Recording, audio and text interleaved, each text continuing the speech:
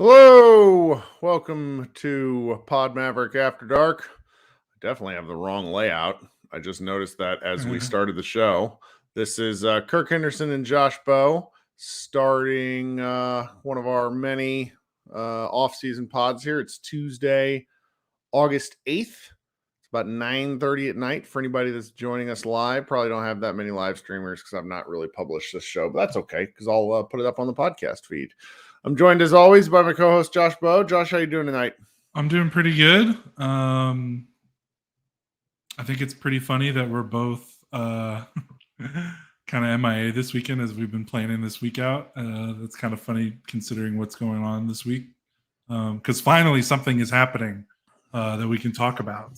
I try to smoothly segue us into probably our first talking point of the day. It's great. What Josh is referring to is obviously this weekend, Dirk Nowitzki is getting inducted into the Basketball Hall of Fame, which is up in Springfield, Massachusetts, I think. Yep. Seems like it's a pretty incredible place. Friend of the show, Dalton Trigg, is actually going. Mark Stein's up there already. Seems like it's a big deal. It's pretty amazing, and we're going to talk about it a little bit because I really want to see what Dirk has to say along with the rest of the stuff. And then I think we'll cover it kind of more at length next Tuesday. But it's a fascinating whole ordeal because Josh and I completely screwed our schedules in that he's going to go. You've had a long-term vacation planned with some friends, which sounds fun. And then I planned last minute just because my wife and I couldn't, school starts on Monday for our son, and we couldn't find anything for him to do this week. And so school starts Monday? Yeah. What? I know, right? Well, I mean, it's like, think about it. It's middle of August. Like it's always around August 15th or so, and that's the 14th. So I know. I just have my only time frame is when I started school, and I thought I always remembered it starting like the second to last week of August or last week of August. I don't know. Yeah, it's so hot, so they try to get kids out of the feet, out of not having to be outside. And so I'm heading to Kansas City to see my parents with my son just for like something to do, and that all falls on like the Hall of Fame based stuff. So the Hall of Fame, like the actual, if you check in on NBA TV, we have a post going up Thursday about it. Like there's stuff going on all week long on NBA TV.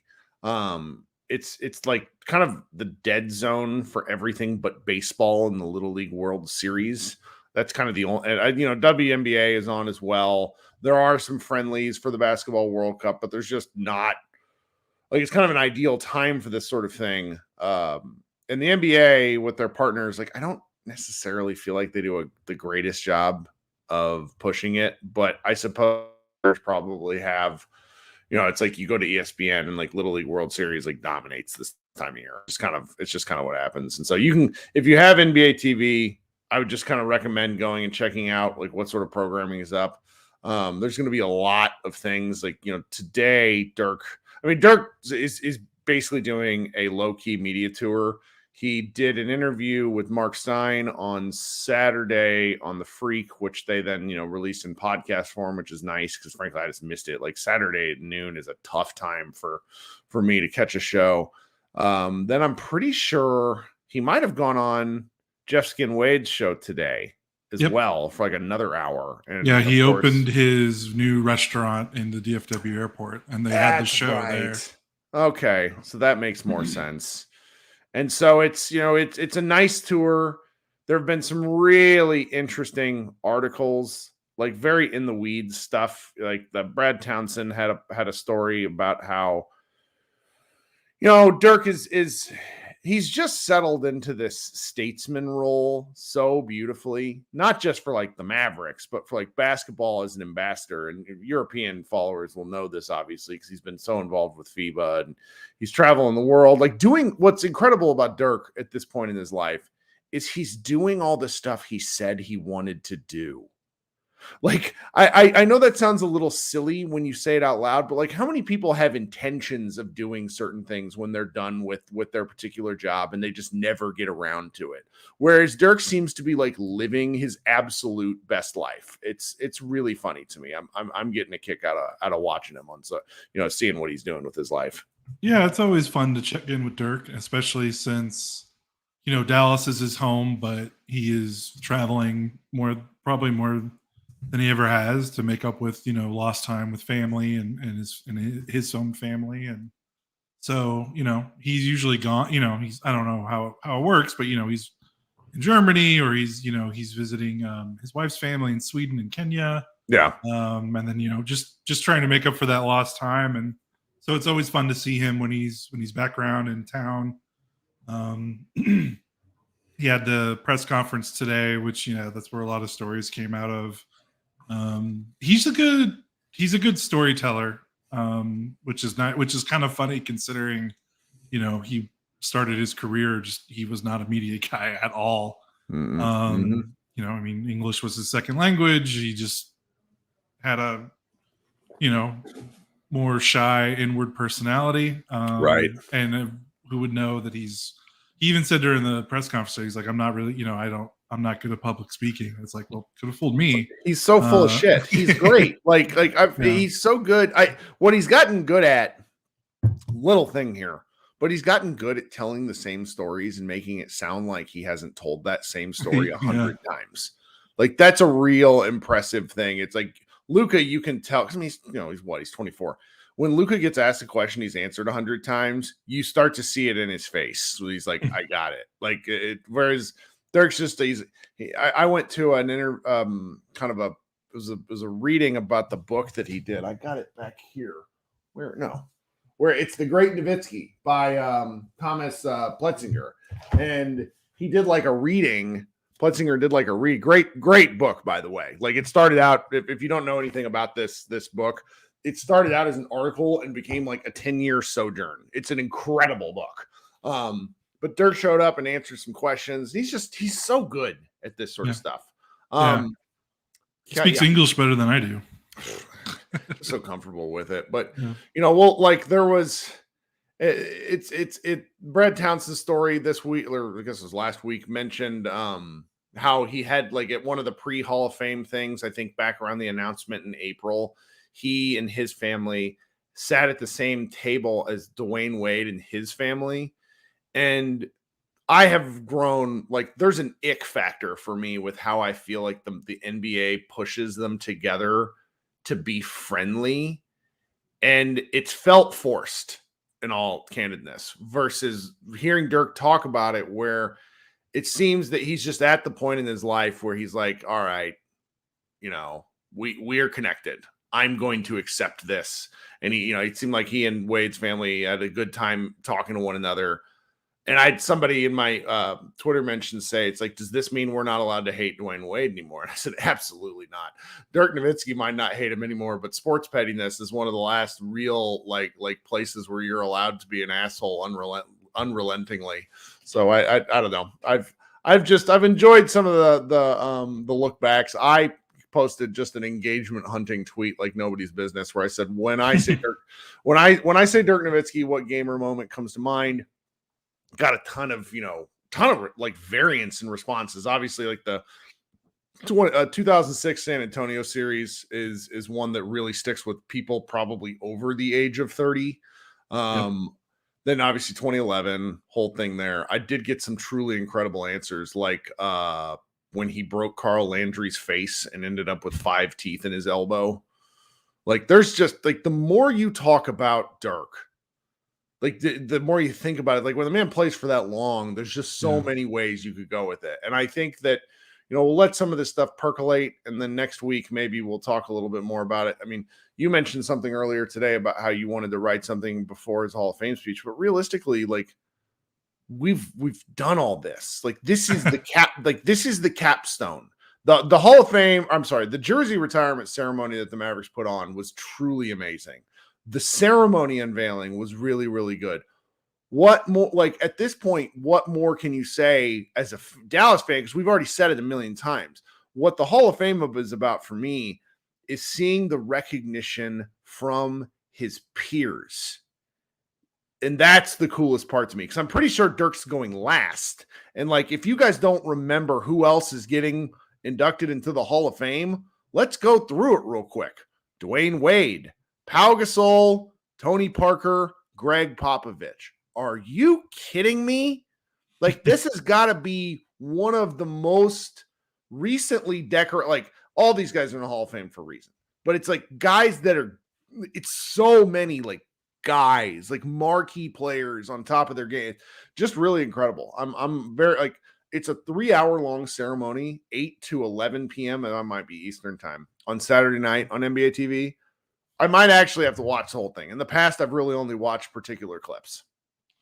Yeah, and I like the way you put it, you know, kind of getting the recognition from his peers, because that's always been, like, if you're a Dirk, you know, if you're a longtime Dirk fan, like that's always been the thing. Like he's always been ours, and nationally until 2011, he was kind of like our little indie rock band. Like, obviously he was popular. Like, I mean, he was a global superstar in a way. But you know, he played in the era of Kobe and Kevin Garnett and Tim, like just a lot of other bigger personalities.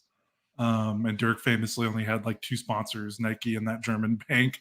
Like, he just wasn't in the public eye for a reason, like on purpose. Like, he didn't want to be. So to see him finally get his flowers after a long career, it's really nice, because like you kind of forget, like it's easy to forget, like, you know, it's not easy for us to forget, but for other people, like, he's one of the best 15 to 20 players that's ever played basketball. So, and when these guys he scored the 6 most points ever, like he's got more points than Shaq. Like, sometimes I forget how many points he scored. Like, it's, you know, where he is on that list. Like, he is truly one of the all-timers, and he still kind of feels like our local, kind of like local regional kind of star. But no, he's one of the best ever. Well, and you triggered something in my mind. One of the things I loved about the NBA's 75th anniversary, even though there's still a bunch of guys that didn't show up for COVID-related and health-related reasons, watching these guys get together and marvel at one another is probably one of my favorite things. Like, Michael Jordan was the only guy who didn't really, when I just walking around the Hall of Fame stuff, who didn't seem to be in awe of anyone, which fine. You're the GOAT. You're allowed to do that, Michael Jordan. Because I remember like Jason Kidd standing to the side, fellow Hall of Famer and top 75 basketball player, just kind of like in awe of Jordan. But these guys all really, like, when they talk about one another, and there's few guys, like, for example, like Kevin Garnett is it's just, he rankled a lot of his peers. Like, they didn't like playing against him. But it's like a lot of these guys, as they get older, they just start to appreciate one another. The ones that, it's funny when you see like some of these like TV commentator guys, like that you know, your Perkins and these guys that snipe at each other. It feels very petty, but like the best of the best, they don't really like do that. They just they seem to be in you know, who was it? Kareem Abdul-Jabbar had, like, over the course of Dirk's like career, Kareem Abdul-Jabbar made a lot of like weird comments about Dirk. And yet there's like a really cool photo of Dirk and Jabbar recently. It was within the last 2 years, where it's just like, man, this is these two guys have accounted for a bajillion NBA points. Like, it's so neat to see them together. Let's see here. Cowboy in the chat says, Kirk, if you remember, people did a 180 on Dirk and called him washed up after the Warriors ran Dallas off the court. I mean, I 100% remember, like 2006, 2007 are just, it's Sisyphean what happened to Dirk. When 2008, 2009, 2010, Dirk suffered some real public embarrassments to go along with this. Like, Dirk was 32 when they won the title. That doesn't happen. Guys win the title when they're 26 to 30. It's nuts. So, well, look at me. I said we weren't going to talk about these guys for that long, and here we go, because talking about Dirk is really, really awesome. Before we move on to the nenext subject, if you guys could go ahead and do me a favor and hit the like button. It's dead of summer, not a lot going on, so obviously not a lot of people in here.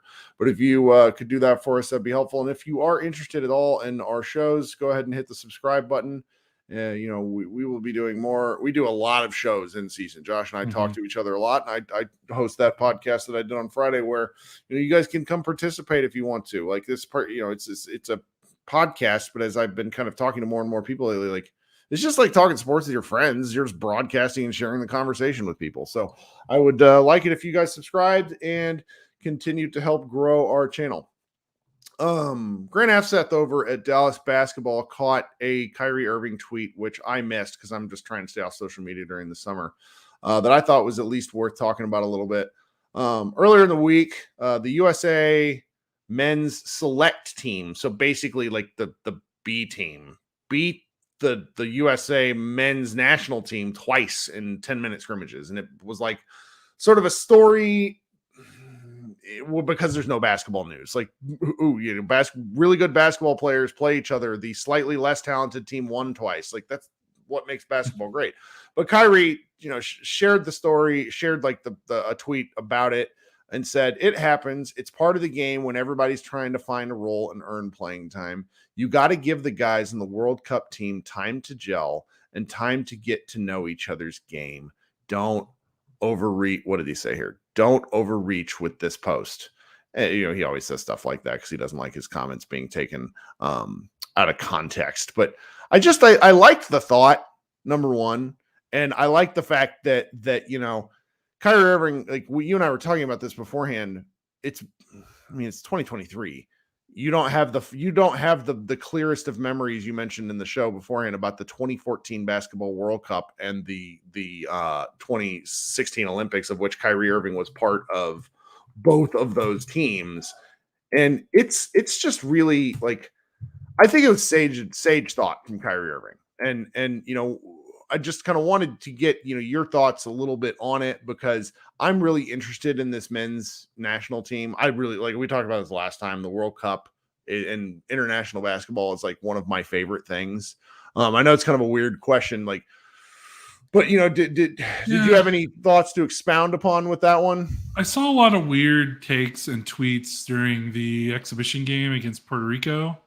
Where there were people being like, wow, USA basketball is vulnerable again. And I'm like, it's one exhibition. It's the first, these group of guys have only been together for 5 days. It's not the best of the best, obviously. A lot of guys sit out the World Cup and then they'll play in the Olympics because they want the Olympics are a bigger deal.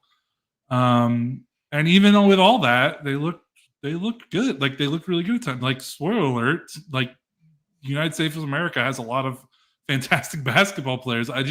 It was just weird. It felt like it was just trying to generate a story when there wasn't a story to be told because everyone's kind of bored and waiting for the next news beat or something. It was very weird. This team is not 2004 the program is not. The USA there. Is simply never going to dominate like they did in 1992 ever again. The point is to win the tournament, not win every game by 60 points. Yeah, I don't even the greatest teams in the greatest countries for sports in other leagues don't win.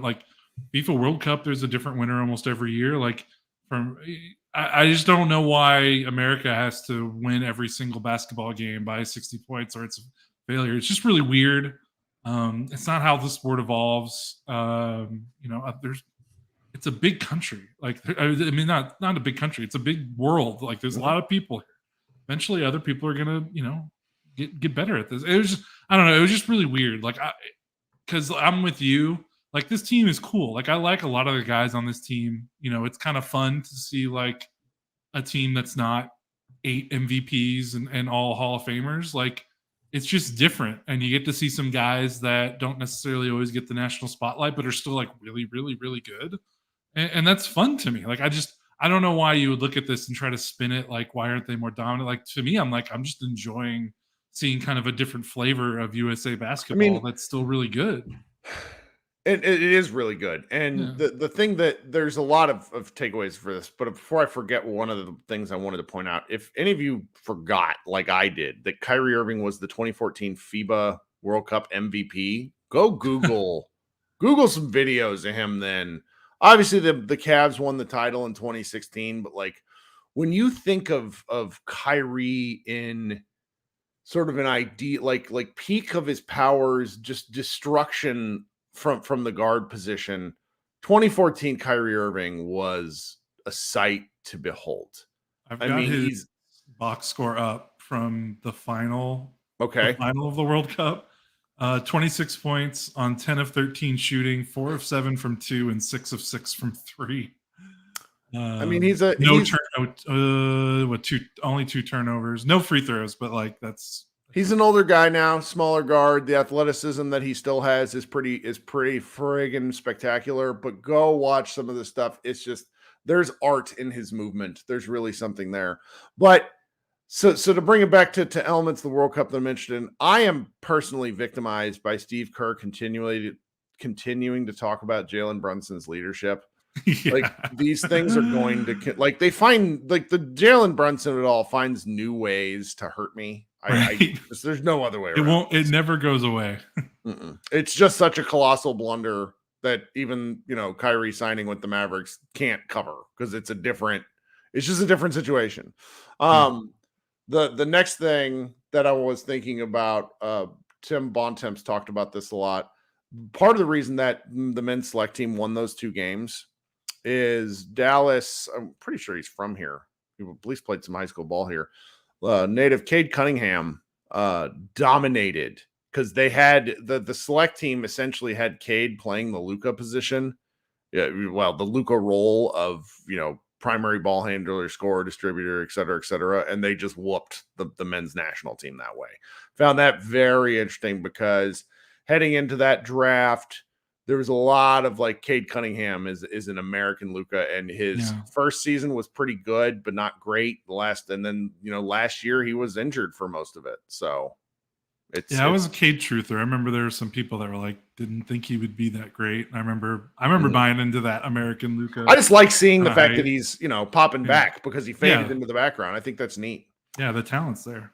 And then the last thing about the American basketball that you sort of touched on in relation to Puerto Rico, one of the things that I'm very curious to see what happens with American basketball over the next 10 to 15 years is if we ever get a return, and I think we may, of the American big man in a way that's not pure role playing sense. Like Jaren Jackson, I still think he's a world basketball is for Jaren Jackson Jr. if he can stay out of foul trouble, if he can just not do the dumb foul things he does. But otherwise, Team USA is like real small. Like there might be some length going on, and they have some guys who are big, but they don't. There's some big centers out there. You look at France for the Olympic team; they have the ability to play Victor Wembanyama, Joel Embiid, and Rudy Gobert. All 3 of those guys are on the French national team and will be for the Olympics next year. Like the Americans need to find size eventually. Chet, I think is something because he can play some offense and some defense. But I'm just wondering if there is ever going to be a return to the American big in a way that you see get reflected in the NBA. I could, because you got like DeAndre Ayton, he plays for the Bahamas. Like there's just it's a different situation. Yeah, it's probably just a development thing.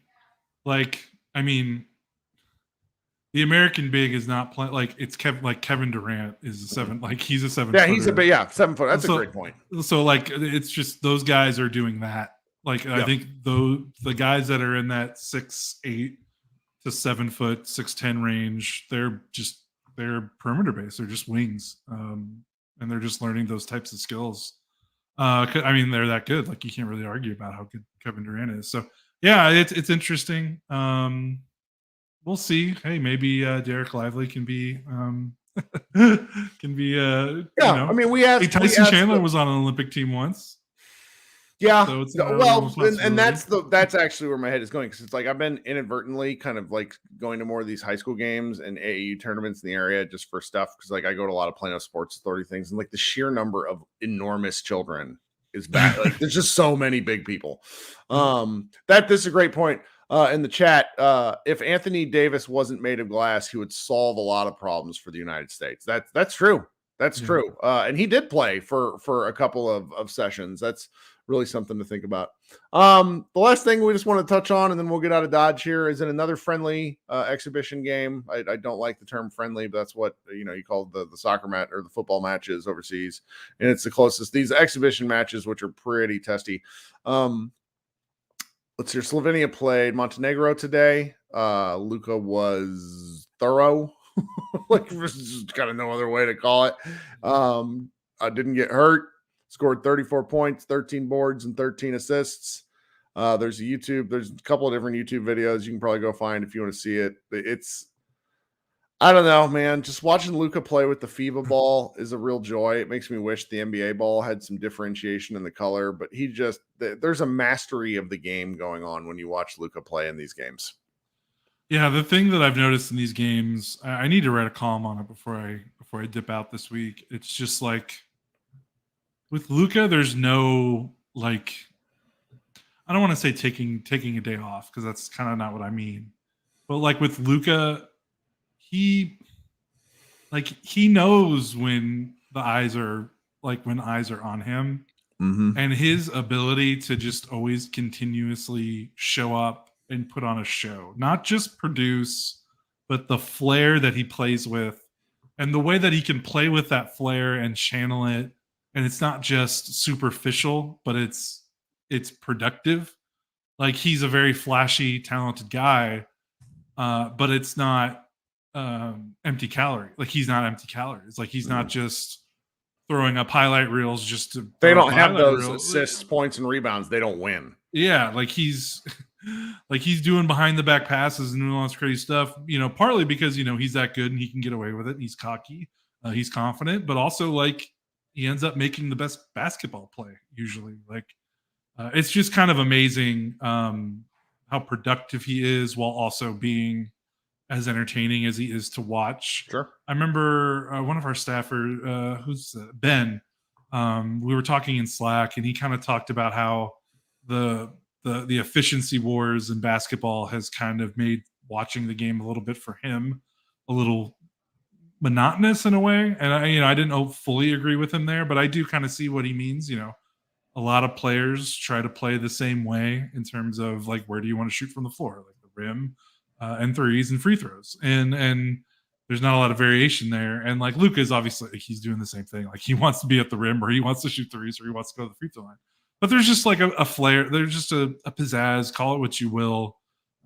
He's just a good showman. And he always, like if you buy a ticket or if you're tuning in, like you almost always get your money's worth with Luka. And coincidentally, like the only time he doesn't do it is at the All-Star game, which you think he should do it more. But for whatever reason, that's when he decides to take a step back into the background. But yeah, it's just like these games don't matter. And he's just going nuts. Like it's pretty cool. Yeah. Looking forward to the official games when they start August 25th. Yeah.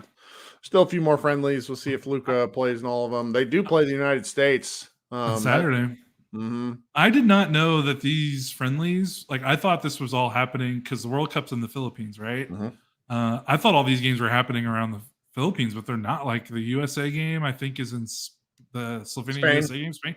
So these guys are traveling. Like, man, what a schedule! Like, yeah, traveling for these games, and then you got to travel to the World Cup to play in the Philippines, and then the Mavericks are flying overseas again for the preseason. Like I can understand why, some of these, like a Kevin Durant or something, like these other older superstars are sitting out, because that's a lot of travel. Yep.